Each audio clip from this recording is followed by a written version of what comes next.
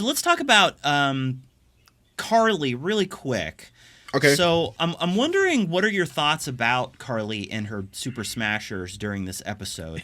I will say I did find my sympathy evaporating once she started talking about just like killing everyone. Yeah. Even though they made her character very empathetic in the sense that you can understand where she's coming from. Mm-hmm. So I'm wondering about your thoughts about her, and then also, maybe more generally, like how do you rank her as like an MCU villain? Like, where do you put her like alongside like any of the other villains that we've seen in the MCU? So, man, I wasn't familiar with Erin Kellyman before this, but she did a really, really good job, right? Because you got to look at the level of talent she's on screen with, right? Sebastian Stan in his own right has a huge following, and everybody knows he has acting chops. If you go back to some of the stuff he was in prior, there are a lot of instances you've seen him on screen where he may be the only person doing a pretty good job at acting. And then Anthony Mackie. Anthony Mackie is a guy that when I was in 7th grade in middle school, I was going to the theaters to see him in movies that he was leading. Right. So this is a pretty serious guy too, And then you got who else? Daniel Bruhl is, in my opinion, one of the best villains the MCU has put on screen for us, right? So too, yeah. Yeah, so you got all of these people who are amazing, and you have this young actor who you're asking to come in and be the main person. And I think she did a really good job. I can't say honestly at any point that I lost sympathy for her. And what I mean by that is that she gets into some really gruesome stuff right at the end. She's like, we're going to kill you, and we're going to kill you, and we're going to kill you, and we might kill you too. But they spent the entire 6 episodes letting us know that the super soldier serum changes people, and if it doesn't necessarily change you, it amplifies the negative parts of you, right? So I feel like we saw a really timely progression throughout the 6 episodes, where she started out with a really just cause, and even Anthony Mackie, Falcon, brings levity to that, saying, hey, like, I get your cause, I just don't like how you're doing it. And you just see her progressively throughout the episodes get more and more and more extreme. So when we get to this episode, and even her other companion Flag Smashers are looking at her like, at one point she's like, one world, and they all kind of looking at her like, bro. I'm not sure we want to. Yeah. she has to say it again. She has to say again, one world, and they kind of all come together. So I like the Karli character. I like that they decided to take a character from the comics. There was the whole gender swap thing that took place,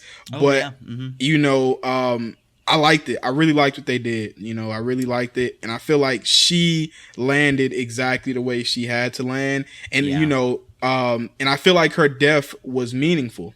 I feel like her death was meaningful in that it gave Falcon something, or it gave Captain America something to be able to stand on even more in his speech, where he's like, hey, she died to stop you. So clearly you're doing something wrong. So. Yeah, I think she was the villain or the antagonist that the show needed in a way. Yeah. And I think that, to what you're saying about her acting chops, I think that, it says a lot, in addition to like just standing toe to toe with all these other actors, that like when they position her as the leader of this group, and she's standing there making a speech, like when she was going through that thing where she was like, oh, we might, worst case, we'll just have to kill them all.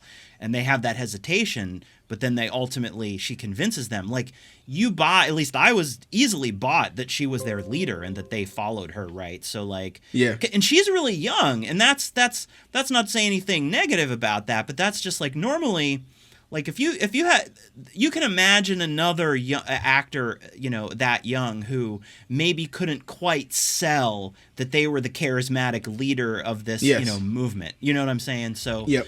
And there was no point that I didn't feel like she was the leader.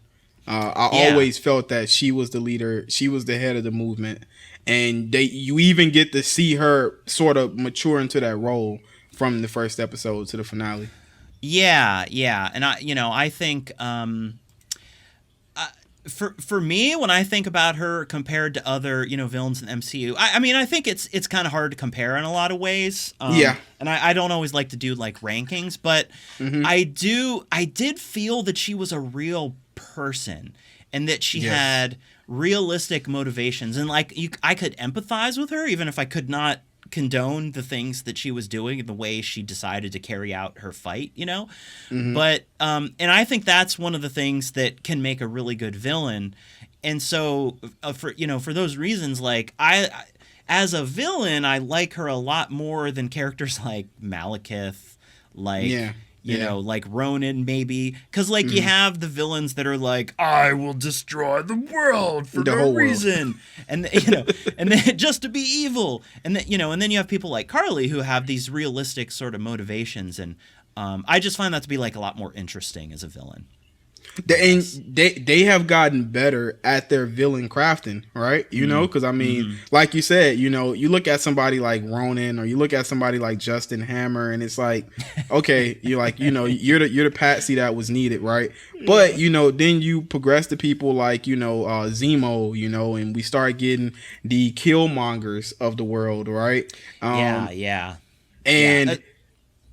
we get so much more screen time with the people in these Disney Plus shows, so even Agatha from WandaVision, we get so much more screen time, so they have to find a way to not make them stale on us, because we're seeing them more than we're seeing the villains from the movies, and so far I think they've done a good job of that. Yeah, and like what you said about Zemo being one of the greatest villains they've given us so far, I got to agree. And I think that they developed him even just like the tiniest bit further in this than they did before, and I even feel like this is not the last that we've seen of him in a way. Oh no, he'll be back. yeah. So maybe we'll talk about that a little bit more at the end.